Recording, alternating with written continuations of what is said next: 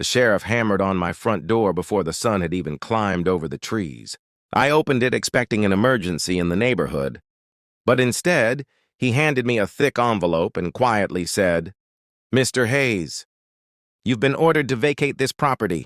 Standing a few feet behind him was my son-in-law, Ryan. He wasn't surprised. He wasn't confused. He was smiling like a man already celebrating a victory. He thought he had stolen my home. He never imagined one simple question would stop everyone on my front porch. "My name is Walter Hayes. I'm 68 years old, and I've spent my entire life in Springfield, Missouri. For 36 years, I taught woodworking at the local high school. My late wife, Helen, and I built our farmhouse with our own hands. We couldn't afford contractors, so every summer we added something ourselves: a porch, a fence, a small workshop behind the barn. Every nail carried a memory. Every room reminded me of the woman I still missed every single day. After Helen passed away, the silence became unbearable. My daughter, Emily, asked if she, her husband, Ryan, and my 12-year-old grandson, Ethan, could move in. "You shouldn't have to live alone anymore, Dad," she told me. "We're family." I believed her without hesitation. The first few months were wonderful. Ethan helped me feed the chickens every Saturday morning. Emily cooked meals that reminded me of Helen. Even Ryan seemed respectful. He fixed a loose gate, painted the old mailbox, and thanked me for welcoming them into my home. Then little changes began. Ryan replaced my favorite recliner because it looked too old. He filled my workshop with his camping gear and power tools. He invited guests over without asking. More than once I heard him telling people, "This place will eventually be ours anyway." Emily never corrected him. Instead, she stayed quiet and looked at the floor. One rainy evening, I walked past the garage and heard Ryan talking on his phone. "Everything's almost done," he whispered. "The old man doesn't suspect a thing."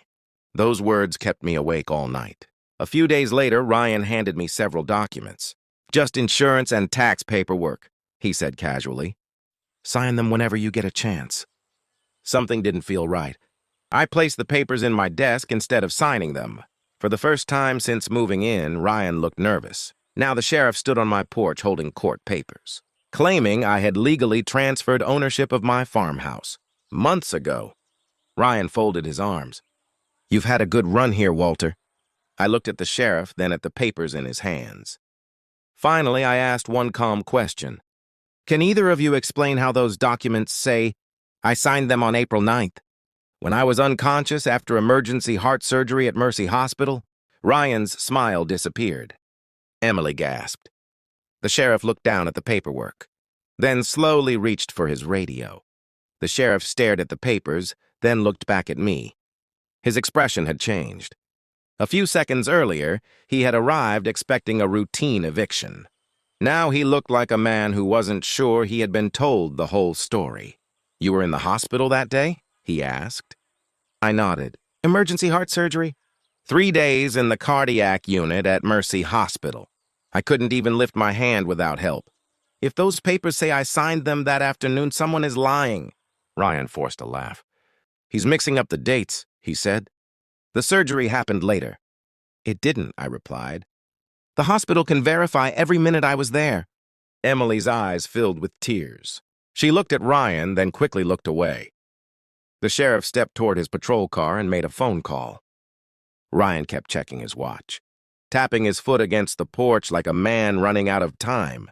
Nearly 10 minutes passed before the sheriff returned. "Mr. Hayes," he said, "I'm delaying the eviction until this matter is reviewed. Nobody is being removed from this property today." Ryan's face turned bright red. "You can't do that!" "I can when there's credible reason to question the documents." The sheriff tipped his hat politely before driving away. The moment his cruiser disappeared, Ryan slammed the front door hard enough to shake the windows. "You had one job," he snapped at Emily. She stared at him in disbelief. "My job?" she whispered. "You told me everything was legal." It would have been if he had just stayed quiet. Those words hit me harder than the eviction notice. Emily slowly turned toward me. "Dad, I swear I never wanted you to lose this house. Ryan said the papers would only let us help manage the bills while you recovered." I believed her. The fear in her voice was real. Ryan pointed toward the hallway. "Go upstairs." She didn't move. For the first time in years, she refused to obey him. That evening, I walked into my workshop, searching for anything Helen might have left behind. Hidden inside an old wooden cabinet was the small steel lockbox we had kept since we bought the property. Inside were tax receipts, insurance policies, handwritten notes, and a sealed envelope with Helen's neat handwriting. I opened it carefully. "Walter," it began, "if life ever places you in a situation where people pressure you to sign papers quickly, slow down. Honest people never fear questions." I smiled through tears. Even after all these years, Helen's wisdom was guiding me. The next morning, I drove straight to our longtime bank. The branch manager recognized me immediately. After hearing my story, she searched the archive room and returned, carrying certified copies of every property document Helen and I had ever signed. She laid them beside the signature that had been filed with the county. Within seconds, her expression changed. "Mr. Hayes," she said quietly, "this isn't just a different signature." Whoever copied your name also used an outdated property identification number that hasn't existed for almost 8 years. Before I could ask another question, my phone rang. It was Ethan. He was crying so hard I could barely understand him. "Grandpa, Dad's behind the barn with a burn barrel. He's throwing boxes into the fire. Mom tried to stop him, but he locked her inside the house. He keeps saying if the last folder burns, nobody will ever prove what really happened." I raced home with my heart pounding harder than it had since my surgery. The closer I got, the thicker the smoke became. Before I even turned into the driveway, I knew Ethan had been telling the truth. Behind the barn, Ryan stood beside a large burn barrel, feeding it one folder after another. Flames climbed into the morning air, carrying pieces of paper that drifted across the field like black snow. "Ryan!" I shouted. He spun around. For the first time in months, his confident smile disappeared. Ethan ran toward me, breathing hard. "Grandpa, I tried to stop him, but he wouldn't listen." Without thinking, I grabbed the garden hose hanging beside the barn. I turned the water on full blast and aimed it straight into the barrel. Steam exploded into the air. Half-burned documents scattered across the muddy ground. Ryan rushed forward. "Get away from those papers!" Before he reached them, 2 sheriff's cruisers pulled into the driveway. The sheriff stepped out with a county fraud investigator beside him. "Mr. Ryan Collins," the investigator said, "step away from the evidence." Ryan slowly raised his hands. The sheriff picked up several soaked pages and carefully placed them into evidence bags. "We spoke with Mercy Hospital," he said. "Mr. Hayes was in emergency, heart surgery, when these documents were supposedly signed." The investigator held up another folder. "The bank also confirmed the signatures don't match Mr. Hayes' official records. Someone copied his name, but not well enough." Ryan looked at the ground. "It wasn't supposed to happen like this," he muttered. Before anyone answered, Emily walked out of the house holding her phone with trembling hands. "I can't protect him anymore," she whispered. She handed the phone to the investigator. "I saved one voicemail Ryan accidentally sent me." The recording began playing. Ryan's voice was clear. "Once Walter loses the house, we'll sell the land. He'll never have the money to fight us." The yard became completely silent. Ryan closed his eyes. He knew it was over. The investigator nodded to the deputies, who escorted him to a patrol car without resistance. As the cruiser disappeared down the road, Emily collapsed into tears. "I'm sorry, Dad. I ignored every warning because I was afraid of losing my marriage. Instead, I almost lost you." I wrapped my arms around her. "We can't change yesterday," I said softly. "But we can choose what kind of family we become tomorrow."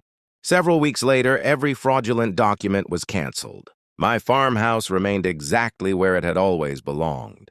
The investigator later told me Ryan had spent months planning everything, believing my age and recent surgery would make me too weak to question the paperwork. He underestimated something far more powerful than strength. He underestimated experience. Emily rented a small house nearby and started rebuilding her life. Ethan visited every Saturday morning, just like he used to before fear entered our home. Together, we repaired the old fence Ryan had neglected, painted the weathered porch, and filled Helen's garden with fresh flowers. One evening, Ethan looked at me and smiled. "Grandpa, do you think Grandma would be proud of us?" I looked across the yard where the sunset painted the farmhouse in warm golden light. "I do," I answered. because she always believed that a person's greatest inheritance isn't land, money, or a house. It's an honest name, a peaceful heart, and the courage to stand for what's right when standing alone feels impossible. As the evening breeze moved through the oak trees, Helen and I had planted decades earlier, I realized something. Ryan had tried to take my home.